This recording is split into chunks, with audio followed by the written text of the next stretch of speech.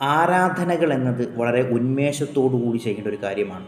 നിസ്കാരമാവട്ടെ, നോമ്പാവട്ടെ, സക്കാത്താവട്ടെ, മറ്റെന്തുമാവട്ടെ, ചെയ്യുന്ന അമലുകൾ ഉന്മേഷത്തോടു കൂടി, റാഹത്തോടു കൂടി, മനസ്സിനൊരു രസം അനുഭവിച്ചു കൊണ്ടുവേണം നമ്മൾ ചെയ്യാൻ വേണ്ടിയിട്ട്.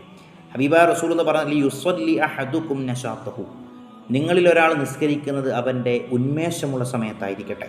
ഫൈദാ ഫത്തറ, അങ്ങനെ നിസ്കരിച്ച് അവന് ക്ഷീണം വന്നു കഴിഞ്ഞാൽ ഫലിയർഖുദ്, അവൻ കിടന്നുറങ്ങട്ടെ. അപ്പോൾ രാത്രിയൊക്കെ ഫർദ് നിസ്കാരങ്ങളെ സംബന്ധിച്ച് സമയബന്ധിതമായി ചെയ്തു തീർക്കേണ്ട കർമ്മങ്ങളെ ആ സമയത്ത് തന്നെ ചെയ്തു തീർക്കണം. അതിൻ്റെ ഒപ്പം തന്നെ രാത്രിയോ ശരീരത്തിന് വലിയ ഭാരം നൽകിക്കൊണ്ട് രാത്രിയൊക്കെ ആരാധനകളിൽ നിർവഹിക്കുന്ന സുന്നത്ത് നോമ്പുകളൊക്കെ അമിതമായി എടുക്കുന്ന ആളുകളെ സംബന്ധിച്ചിടത്തോളം ഒരു മയം നമ്മുടെ ശരീരത്തോട് ചെയ്തു വേണം നമ്മൾ ആരാധനകൾ നിർവഹിക്കാൻ വേണ്ടിയിട്ട്. ഇതാ ഫത്തറ ഫൽയർഖുദ്, നിങ്ങൾ ക്ഷീണിച്ചു കഴിഞ്ഞാൽ നിങ്ങൾ കിടന്നുറങ്ങിക്കോളിയും, നിസ്കാരമൊക്കെ പിന്നെയും മതി. ഫർദിനെ കുറിച്ചല്ല പറയുന്നത്, ഹബീബായ റസൂൽ ഈ വിധം നമുക്ക് വിശദീകരിച്ച് തരുന്നുണ്ട്. അപ്പോൾ